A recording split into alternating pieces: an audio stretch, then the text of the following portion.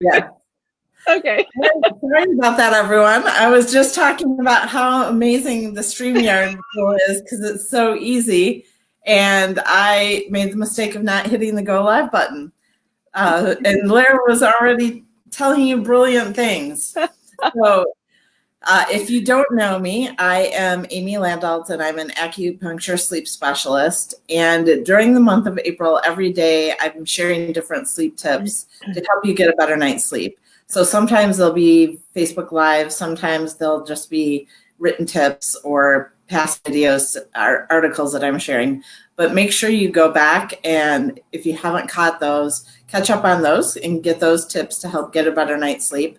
But now I've learned this tool. Hopefully I'm doing it right now, which is allowing me to bring someone else into the conversation on Facebook Live. And so for the first one, I've asked Lara Veon to join me. And Lara is a holistic psychotherapist. She is my personal psychotherapist. I know a lot of you have heard me talk about her in the past and talk about how beneficial therapy has been for me. And so I wanted to share her with all of you. And her specialties include trauma and somatics and equine assisted therapy. We won't be having any horses today. Sorry. No. But I've asked her to join and share her expertise. And really what generated this topic for me is a lot of my clients, but also my kids and my family and friends have said, I'm really tired right now and I don't understand why. Even if I'm able to sleep and get lots of sleep, and I'm not exerting myself very much, why am I feeling exhausted? Like I'm, really being active or not getting sleep. And so I wanted to have Lara explain to us more what's happening with our brains right now and how that might be impacting us. So now we're live and you're talking to more than just me. So I go. Great. Wonderful. Thanks. I'm hearing all over the place that people are tired as well. I'm experiencing it myself, and I actually don't know a human right now who is feeling super motivated, feeling completely holistically well.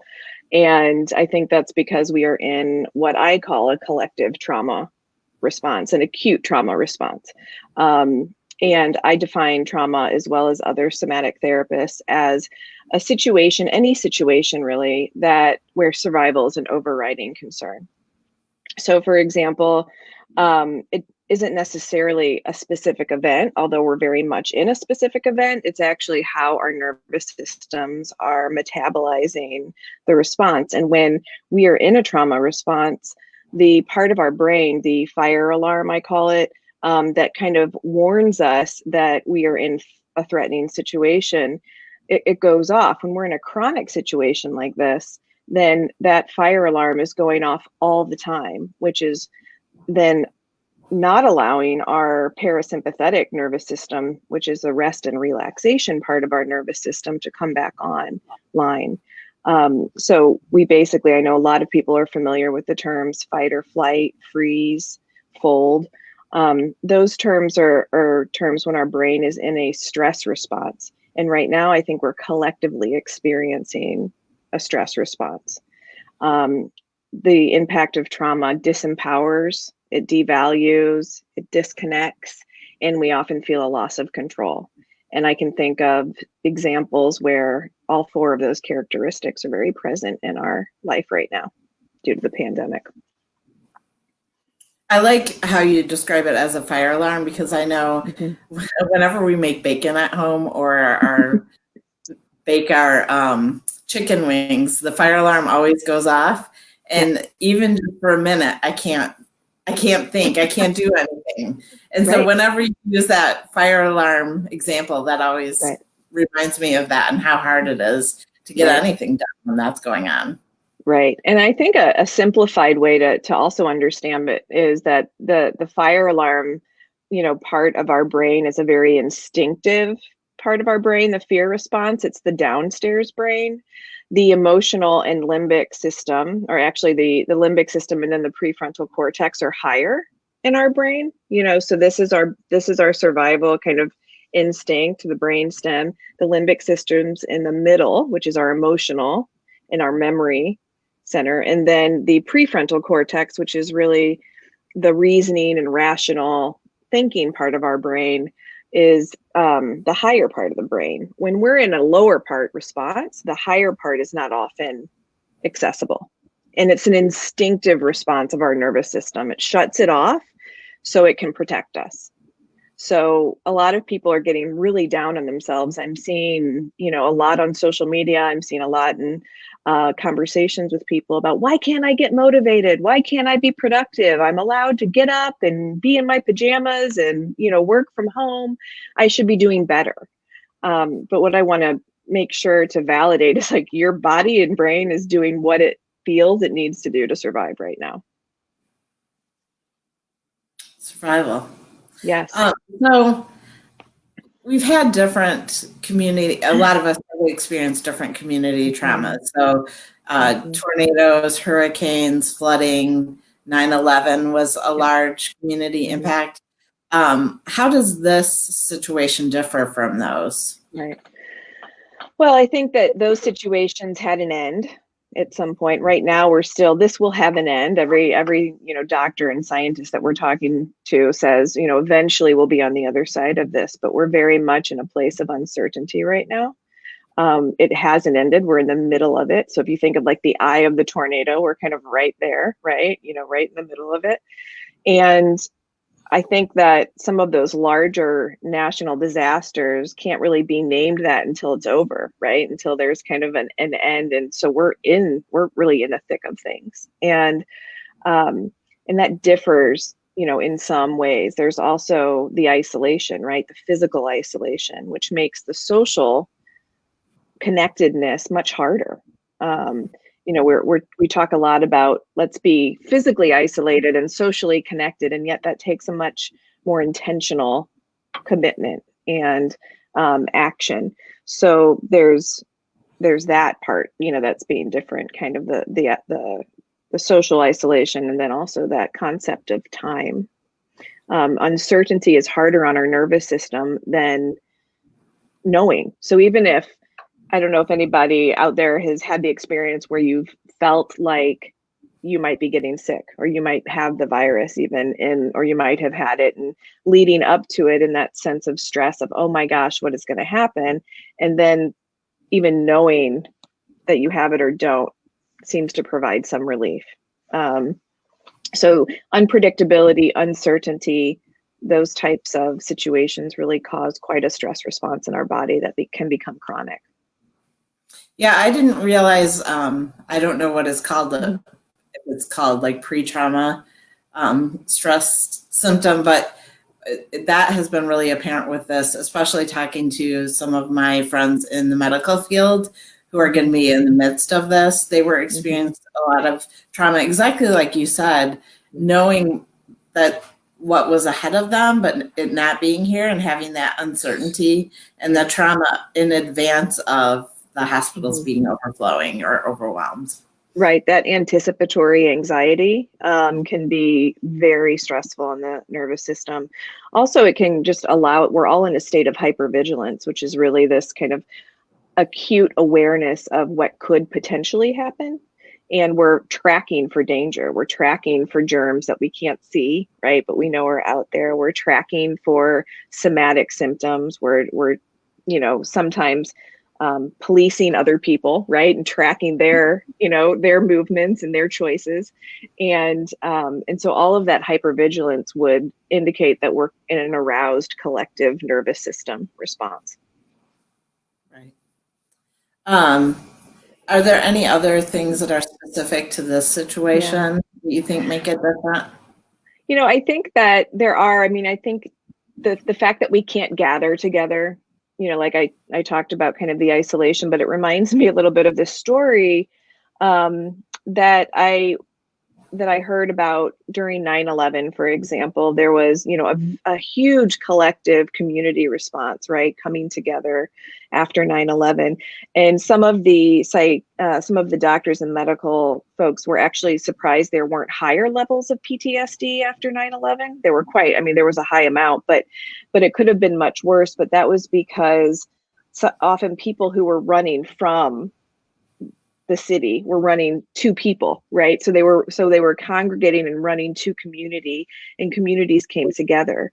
And so when we're in a situation where there's an event that's causing a trauma reaction, and then we're actually having to isolate and move away from other humans, that is not only impacting our social engagement system, but it doesn't create safety, right? If community can be safety, then there's that response. That's kind of opposite of that. We're also, we don't have a routine. There's no predictability. Those things make it really challenging. We also, might be actually ill, right? Or dealing with family members who are ill and living with them, all of the time around the clock, which is a drastic change for many family systems. Parents are homeschooling their children while trying to work. I've even talked to some teachers who are like, I do this for a living, but I'm now doing it with my kids and it's totally different, and so all of these things just bring up significant challenges and the potential for really big feelings, which are all valid. Yeah.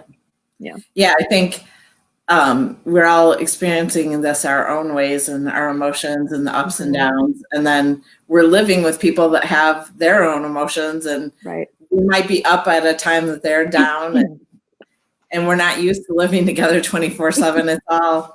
It's all craziness. I think some podcaster has termed this the weirds.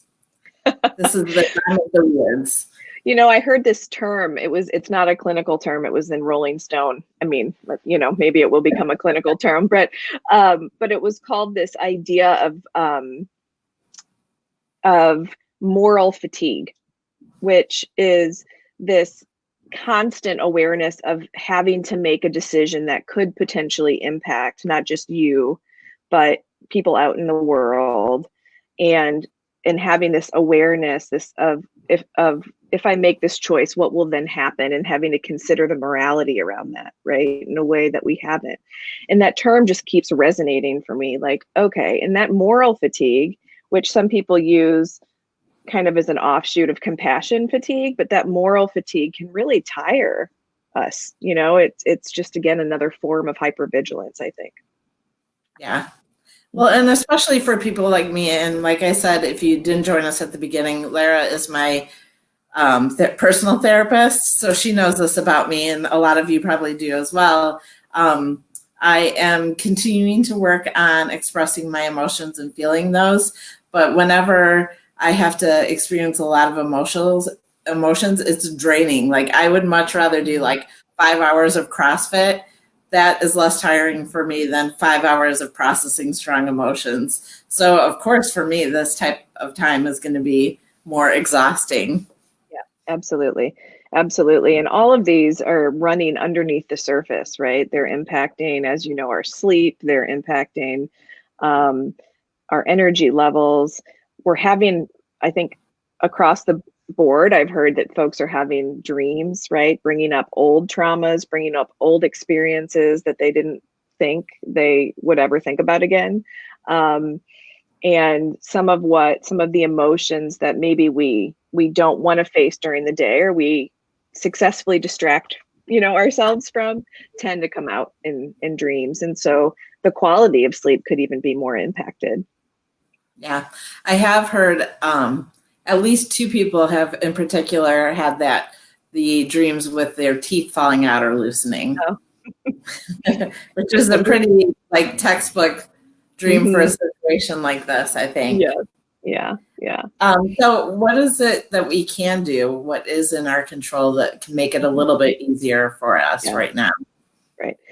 Well, I think one is permission to do whatever you need to do to make yourself feel better and to take care of yourself. And And I say that permission because I hear a lot of self-judgment, right? I think we're in this doer society where, you know, we have to be productive even in the middle of a global pandemic. That's ludicrous. I mean, that's from a mental health perspective, you know, productivity and trauma response do not go hand in hand. So real permission to know that you might need to give yourself some other types of nurturing, self-compassion, boatloads of self-compassion. Ritual and routine can certainly help. I would urge a little flexibility with it. So that's a little bit of like a dialectic, you know, be flexible and have a routine. We don't want a routine so stringent that if you miss something, then you're kind of like in a shame spiral of self-judgment, right? About, oh, I didn't do that, or I didn't do that well enough. Movement, you know, we know that when we sing and when we move, when we hum and chant, when we laugh, and when we do deep breathing, all of those things help bring our parasympathetic nervous system back online. It's really stimulating what we're calling called the vagal nerve, the vagus nerve. And so all of those things stimulate that, and they help. And then play. I mean, I can't tell you, if you have kids at home, like, play with them, laugh with them. When we're playing and laughing, our social engagement system is activated, and we can't have that activated and be in an acute trauma response at the same time, right? And so be fully in survival. So that just means that our survival instinct is not running the show if we're allowing ourselves to play. Connect when you can. A lot of people are feeling fatigue from the screens. And yet at the same time, it's important to be able to have some time where you can. I've had more people say, I FaceTimed with my 80-year-old parents, you know, and had dinner with them, and it was actually really great, you know, and they enjoyed it. Sometimes it's through writing a letter, going old school, right? And just sitting down and connecting with someone through a letter. So some of those might be ways to kind of take a step back, pause, and give yourself permission to take care of yourself holistically. Yeah, yesterday on the videos, I talked about the importance of laughter, and that usually laughter comes from other people laughing more than a joke, which I think is really obvious right now with seeing all of the late night shows without the audience, because it's not as fun without hearing other people laugh.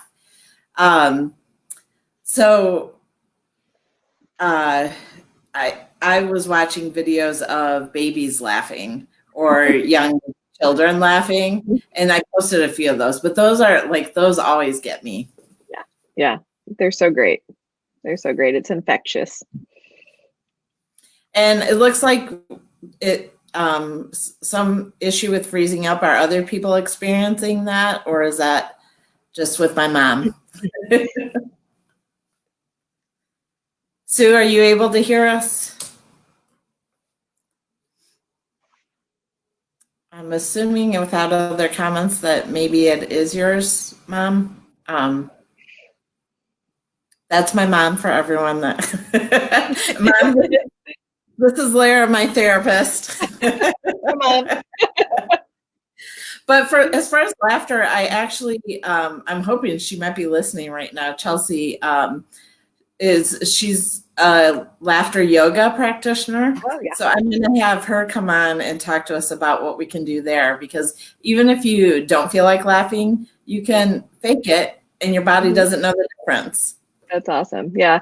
I love that about, you know, breath work or any of the regulatory skills that we can use, that our prefrontal cortex, our rational mind, does not have to know or actually believe that any of this is working with our nervous system in order for it to work, right? So that's what I love about some of the mindfulness tools, and particularly somatic work, that we don't have to, you know, we can have parts of us that are a little skeptical, and it's still, you know, still bring our parasympathetic, which is our rest and relaxation part of our brain, back online.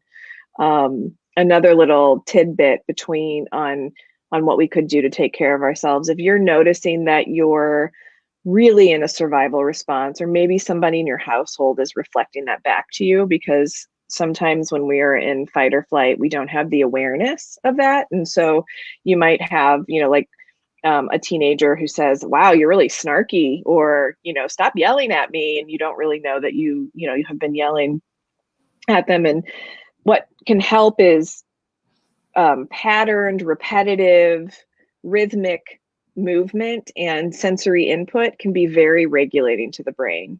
So all of those things that we talked about that stimulate the vagus nerve and that, help bring kind of that parasympathetic nervous system back online can be rhythmic and patterned and repetitive. Dancing, just even like rocking side to side can be very helpful. And those are very simple, it doesn't have to be complicated. Yeah, you just reminded me of a time where you talked about the rocking when we were together before. This would be a perfect time to rock and put your hand over your chest and hum to yourself. Yeah. Which is something you see a lot in a mental ward, right? Where people will rum. Rum is a new term I just made up. When you rock and hum to yourself at the same time. But it's very comforting. And I think an extra bonus, it will annoy your teenagers. So I'm trying to see how many times I can get my kids to tell me how weird I am every day. So that, I think, will clearly help towards that goal. Yes. They're typically not shy about sharing that with us. Right. All right. I think these were great tips. Thank you very much for sharing. We can see your comments if you have any questions that you want to ask. Yep. Also, while we're waiting to see if there's any questions, I know it's an important time to get help if you need help. And a lot of times one-on-one help is necessary. So I know you're seeing people via telehealth, and that's covered with insurance. Can you talk a little bit more about your practice? And Sure. I have a practice where I'm in network with Blue Cross Blue Shield, PPO, and Blue Choice, and have a sliding scale for out of pocket. Right now I'm working most days, just because I have the flexibility and can schedule, in a variety of ways if somebody is interested. I also have access to resources that, are no cost or, through kind of mutual aid organizations. And so I'm happy to share those as well if somebody would like referrals. I invite anyone to contact me, and if it doesn't work out with me, or if that doesn't feel like a good fit, then I'm happy to make a referral and try to find, adequate support during this time. And for those of you that come to me as a client already, Lara's office is just around the corner. A lot of times when I'm in a session, I'll talk about you and I point at the wall because you're on the other side of the wall. So I think you know approximately where you're at. But Yes. The only other thing I would add that we didn't talk about, you talked about the importance of routine, but since we were focused on sleep in particular here, I would try to stick to going to bed and getting up at the same time. I know a lot of people have shifted their bed time because they don't have to drive to work, but it is important to try to keep it standard even on the weekends. So the more you can keep the same bedtime and getting up, that will help your sleep as well. And then when you do get up, first thing in the morning, try to get 15 to 30 minutes of sunshine on the days that we have sunshine. Today's one of those, because that will help your circadian rhythm as well. Right. Yeah. And I think also when folks are in bed and waking, some people are experiencing waking throughout the night, either after dreams and having a hard time going to sleep. And we always advise, and I'm sure you do as well, that they get up from bed if they're tossing and turning for too long, rather than, spend hours tossing and turning. That a little, moving out of the bed just to do some grounding or breath work and then maybe moving back in might be helpful too. Yeah, that's a great suggestion. I've recommended to a lot of people that they maybe move to another room and try a yoga nidra practice. And I'm trying to see if I can get Mia Park, who's a practitioner, to come and talk on here as well. Yeah, she does a wonderful yoga nidra. Good. Yeah. And you guys can find her at Mia Park on Facebook. It's MIA. So that is something too. And we have soul walks from Dina. Hi, Dina. Too. Hi. And you can follow her if you're not able to get outside yourself. Most days she's able to. So at least I can see the outside through her eyes. Her eyes and her phone, if I'm not able to do it myself. Yeah. All right. Well, thank you very much for. All right. Yes. Any last chance for questions? All right. All righty. Thanks, Amy. Thank you for joining me. Thanks, everyone. Bye. Bye. Oh, before I hang up, I wanted to tell everyone I do have more of these sessions. So next Tuesday, Julie Schiffman, who's an amazing tapping EFT practitioner, will be joining me next Tuesday at 4:00. And next Thursday, Marcy Kirschenbaum is going to join me to talk about gut health and how that impacts your sleep.